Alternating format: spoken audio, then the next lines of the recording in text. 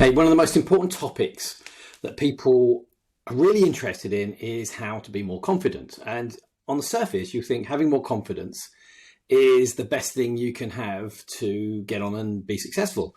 But actually, you can go too far. And this is what this Taboo Wednesday topic is all about, because I see it all the time. People talk about how to have more confidence, having unbreakable confidence and bulletproof confidence. And actually, not only is that impossible, but two, it's actually quite damaging to you. So the advice of having unbreakable confidence is not good. So in this short video, I'm going to be talking about what confidence really is and what level should you really be going for, and why should you sometimes not have confidence, why sometimes it's actually good to lose your confidence. So we're going to talk about it in the context of salespeople, because this is where we often see it the most. And entrepreneurs and salespeople, they often have this, where they go on trainings, motivational trainings or sales trainings, where they're encouraged to build their confidence so they can go out there and smash the sales. But in most cases, sales training only give a temporary motivational boost. So we've seen those things before when people, the trainers or the sales managers or whoever is saying, come on, you can do it. And it's almost like there's competitions, there's motivational speeches, and we get perhaps in some cases when we pre-lockdown, we had motivational speakers come on to a sales conference to boost people up. Now, to be honest, that doesn't always work anyway. A lot of the people I work with, they actually say, oh boy, stop trying to make me this uber crazy confident salesperson and what's the stereotypical salesperson. So a lot of the time that doesn't work anyway. But even if it does, what often happens with these sorts of events is you have a high and then you have a drop.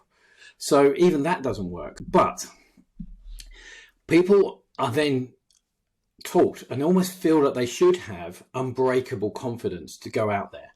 And this is where the real problem is, what we're talking about here. Unbreakable confidence is not only bad for you, but it's not possible. So this is bad and even dangerous advice. It's dangerous to think you should be confident all of the time. So be wary of any motivational speaker or coach who tells you that they can teach you this, because one, it's not possible. Two, it's actually damaging. So I wouldn't even go down that route. I wouldn't even go down that route to make you think you should be doing this.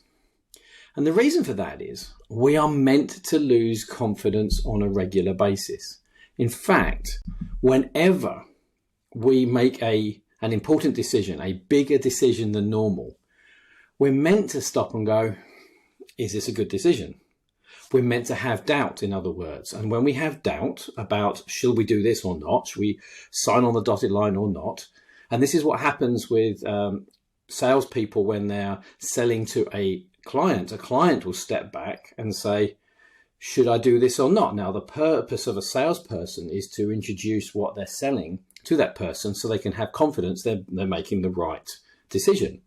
So we're meant to, at that point of making the decision, just before that, meant to stop and think, is this the right decision? So we're meant to lose confidence. This is the really important thing about how we make better decisions.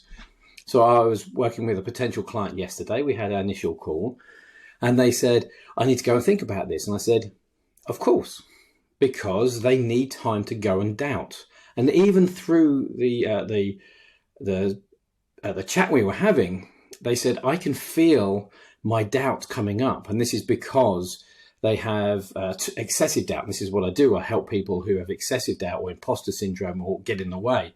And they felt this part of their brain rising up and saying, you shouldn't do this. Now, this is the important difference.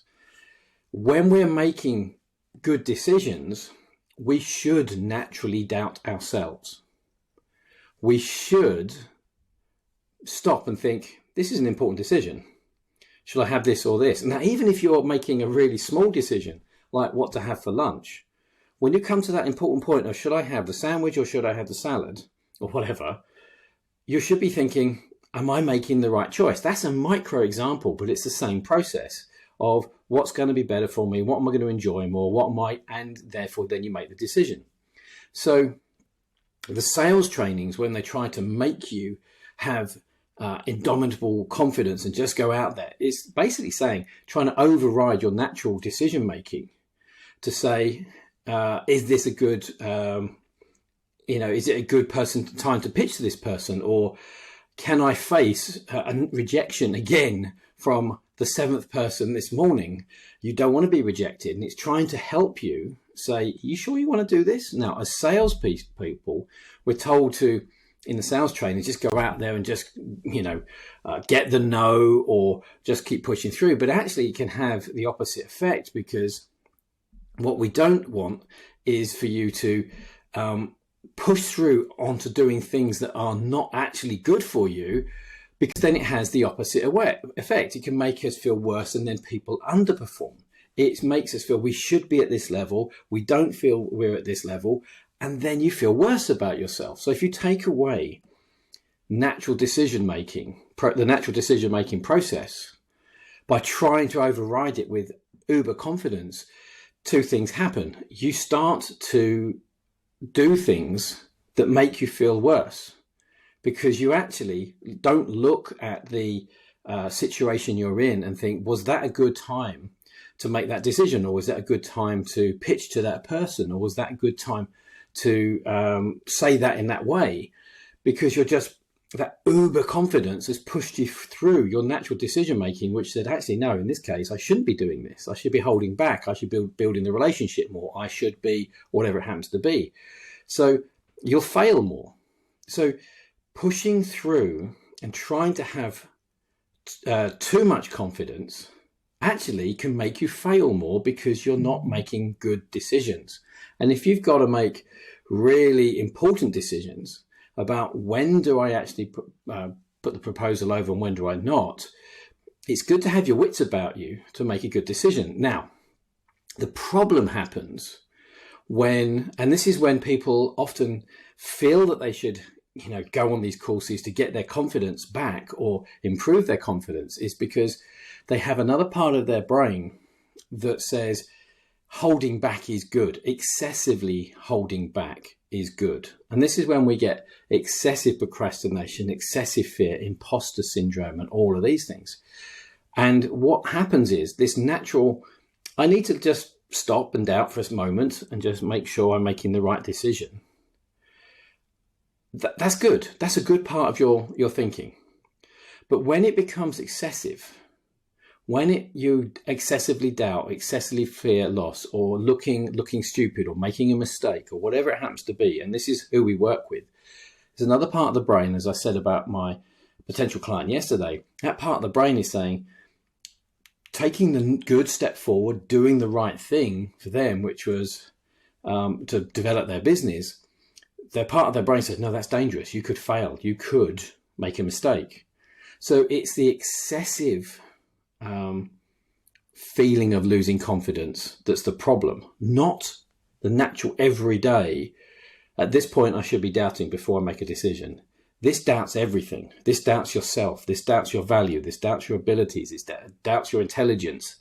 This doubts the opportunities is ever going to work. And 40% of people have this excessive doubt. So what happens is you need to find why you're choosing not to feel confident. Now, it may be, as I'm explaining in this, there's something just not right in the proposal you're putting together. There's something not right in the timing. And this is just natural good decision making to think, this is not the right time. I'm going to hold back. And perhaps your sales manager or someone's pushing you and you think, do you know what? I honestly think it's just not a good time, or it could be done in a better way. That's okay.